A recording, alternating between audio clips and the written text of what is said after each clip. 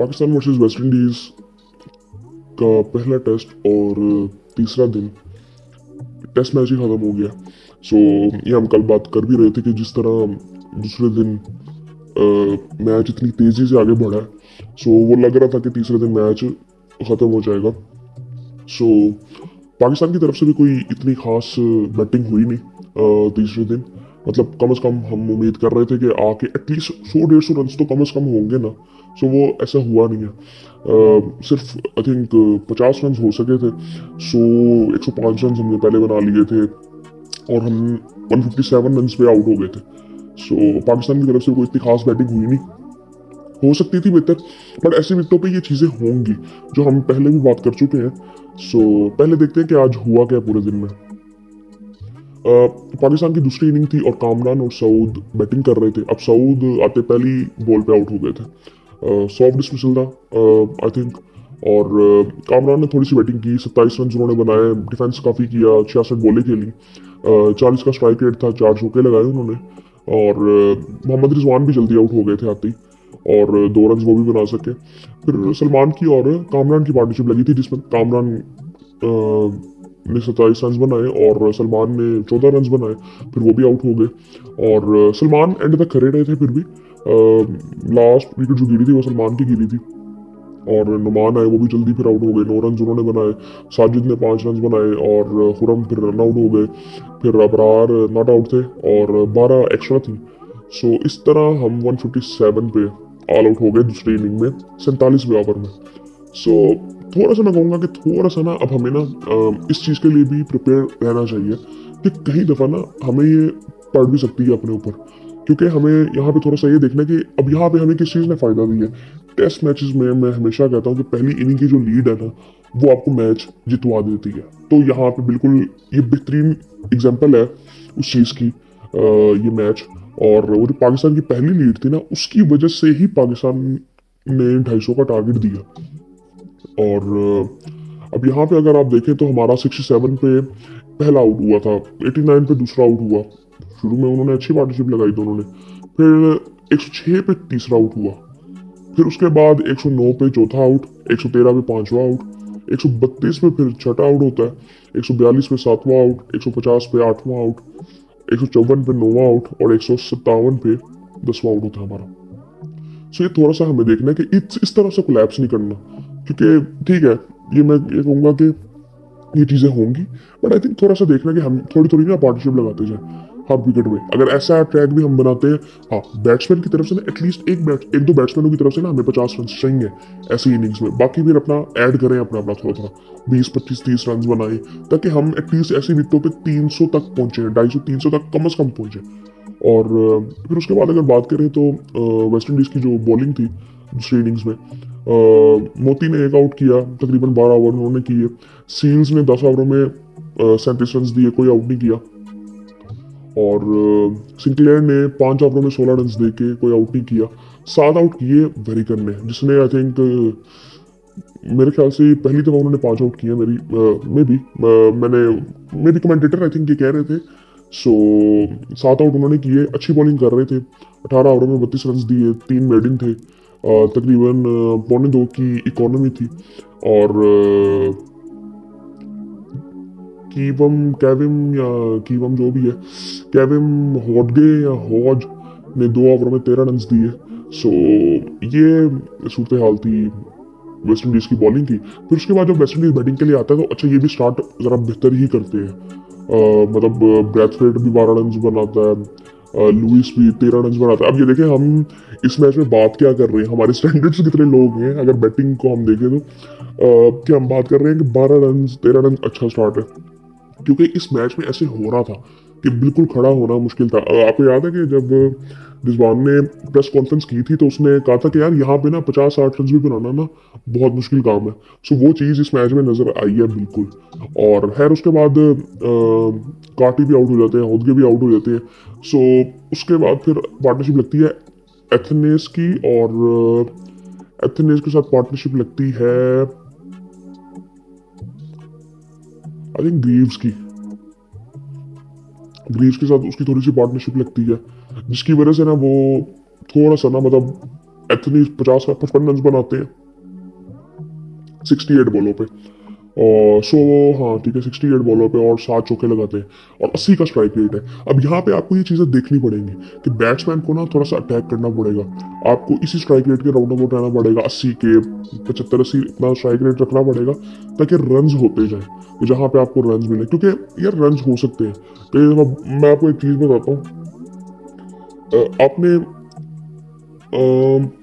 अब पहला स्पेल निकालने साजिद खान का पहले इनिंग का, जब उसने 4 आउट किए, जब बंदा दोबारा आता है ना वो थोड़ा बॉलिंग ज्यादा कर लेता है तो फिर उसकी लेंथ थोड़ी सी खराब कई दफा होती है, जिसमें बैट्समैन के पास मौका होता है कि वो रन्स कर सकता है। ऐसी विकेटों की मैं बात कर रहा हूँ स्पेशली। सो वहाँ पे ये चीज़ें हमें देखनी है। जिस तरह पहली इनिंग में हुआ भी इस तरह से कि नीचे से 3 जो टेल एंडर्स थे वो टोटल को कहाँ ले गए, उन्होंने 70 रन बना दिए थे। अब उस पर आप लेंथ चेक करें साजिद खान की, वो बिल्कुल मुंह पे था, वो लेंथ खराब उनकी हो चुकी थी जिसकी वजह से उनको फिर वो शॉट्स लग रहे थे। सो ये चीज़ें देखने वाली थोड़ी सी होती हैं। और खैर इस तरह एक कोलैप्स होता है फिर वेस्ट इंडीज की तरफ से, एथनीज की तरफ से 55 रन की बैटिंग वो अच्छी करते हैं, बट 123 पे ऑल आउट हो जाती है वेस्ट इंडीज 37वें ओवरों में।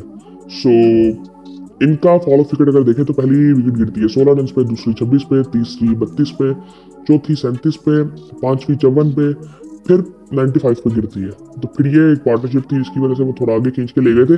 और मैं आपको ये बताऊं कि ये जब 95 फॉर 6 था तो ये 16वां ओवर अभी चल रहा था, तो यहाँ पे स्ट्राइक रेट इनका चेक करें आप। उसके बाद फिर 7वीं विकेट गिरती है 123 पे, फिर 123 पे 8वीं विकेट भी गिरती है, फिर 123 पे 9वीं विकेट भी गिरती है और 123 पे फिर 10वीं विकेट भी गिर जाती है। सो ये सूरत हाल थी वेस्ट इंडीज की दूसरी इनिंग की।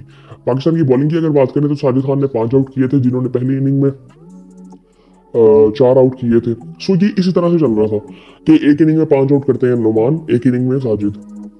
अबरान ने अच्छी बॉलिंग की, 4 आउट उन्होंने किए, नुमान ने एक ही आउट किया इस इनिंग में और 10 ओवरों में 42 रन दिए। सो ओवरऑल अगर देखें तो अब इसी तरह से मैं कह रहा हूँ ना, अब ये यहाँ पे अच्छा लग रहा है कि ब्राड ने 4 आउट किए, आपके पास स्पिन ऑप्शन था। अब यहाँ पे काफ़ी चीज़ें देखने वाली थी कि पाकिस्तान ने कैचेस पकड़े, ये बड़ी इंपॉर्टेंट चीज़ थी। पाकिस्तान का कॉन्फिडेंस किस लेवल का था, ये कॉन्फिडेंस बड़ी इंपॉर्टेंट चीज़ होती है किसी भी चीज़ के लिए। आपको ना ये आपकी स्किल को ना इन्हांस करती है ये नेक्स्ट लेवल पे। सो आई थिंक ये चीज़ें थोड़ी सी हमें देखने वाली है, क्योंकि ये मीडिया में ना इस वक्त काफ़ी बातें हो रही हैं कि यार इस तरह से क्रिकेट हम खेलेंगे, तो पहले आप जिस तरह से खेल रहे थे तो उस तरह से आप जीत रहे थे। सो कहने का मतलब ये है कि जहाँ पे आपको एडवांटेज मिलता है वहाँ पे लेना चाहिए। इसमें डिटेल में आई थिंक पिछली वीडियो में हमने बात की थी कि सब टीमें क्या करती हैं अपनी होम कंडीशंस में, और ये कोई स्टैंडर्ड तरीका नहीं है ना कि जी इस तरह का पिच होगा। सो आई थिंक ये चीज़ें ये सिर्फ एक्सक्यूजेज हैं और लाइमलाइट के लिए ये चीज़ें होती हैं और मे बी एक रिफ्लेक्शन भी है सोसाइटी की। सो आई थिंक ओवरऑल अगर देखें तो आई थिंक हम मैच जीते हैं, कॉन्फिडेंस मिला है, दैट्स इट, खत्म बात। और इस पे ऑपोजिशन को भी कोई नहीं होगा, क्योंकि वो जब हम उनके घर जाएंगे तो वो भी ऐसे ही करेंगे ना, जो चीज़ उनको सूट करती होगी वो उसी तरह से करेंगे। और दूसरी चीज़ ये, आप वेस्ट इंडीज की टीम तो देखें, वो अपने स्पिनर्स लेके आए हैं, उनको पता था ये स्पिन ट्रैक्स बनने हैं।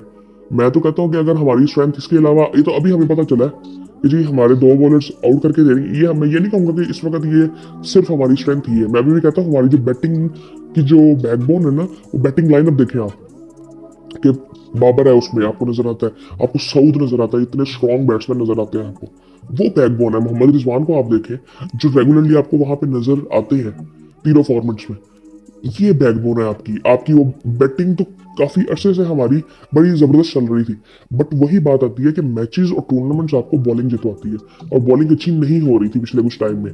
उसमें हमारी स्ट्रेटेजी भी थी, टैक्टिक्स भी थे, सब कुछ था, और टेक्निकल मसले भी उस वक्त थे। वो टेक्निकल मसले ये थे जी, हम तो कह रहे थे कि जी हमारे पास स्पिनर्स ही नहीं है, और हमने नुमान को बाहर कर दिया था और उसके आखिरी मैच में आई थिंक 7 आउट किए थे। तो ये सारी चीजें देखने वाली है, और आई थिंक बहुत ज़बरदस्त ये विन थी पाकिस्तान के लिए। बट पाकिस्तान को थोड़ा सा ना अवेयर रहना पड़ेगा कि हमें ना मतलब कोलैप्स नहीं करना। कोलैप्स यार वो आई थिंक वो इसलिए क्योंकि वो चीज़ हमारे ऊपर भी पड़ सकती है इस तरह से। अब वो इस तरह ये नहीं कह सकता कि एक टीम बहुत अच्छा खेल जाएगी, खेलनी जाएगी, ये पिच डिसाइड कर रही है यहाँ पे। आपका टेम्परामेंट चेक है एज ए बॉलर भी, एज ए बैट्समैन भी, और बैट्समैनों के लिए मुश्किल कंडीशंस है, बट उनको थोड़ा सा ना अवेयर रहना है चीज़ों से। सो ओवरऑल अगर मैं आपको ना पूरी मैच की सिचुएशन बताता हूँ, ये तो था कि आज के दिन क्या हुआ। पूरे मैच की अगर बात करें ना तो जी हमने पहली इनिंग में ना 230 रन बनाए थे, बैटिंग पहले की। अब ये यहाँ पे ये फैसला भी बड़ा इंपॉर्टेंट हो जाता है कि बैटिंग पहले कौन करता है।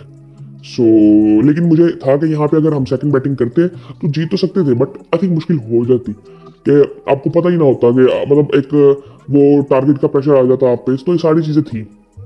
खैर पाकिस्तान ने पहली इनिंग में 230 रन बनाए, जिसमें टॉप स्कोरर जो थे वो सऊद शकील थे, जिन्होंने 84 रन बनाए।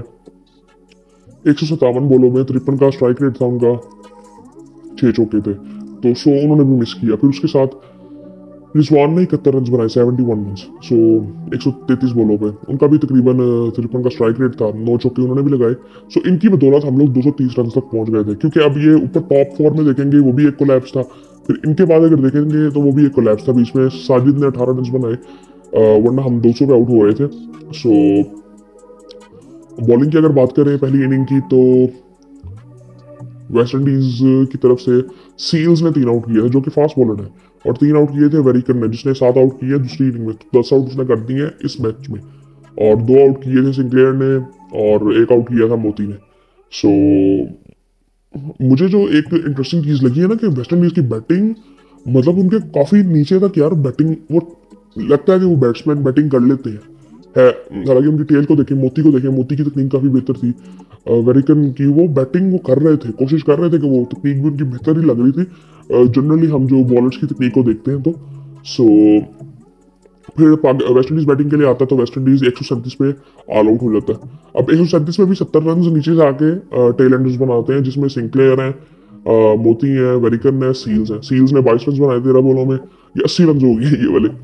और वेरिकन ने 24 रन बनाए, 24 बॉलों में 31 रन बनाए, नॉट आउट थे वो।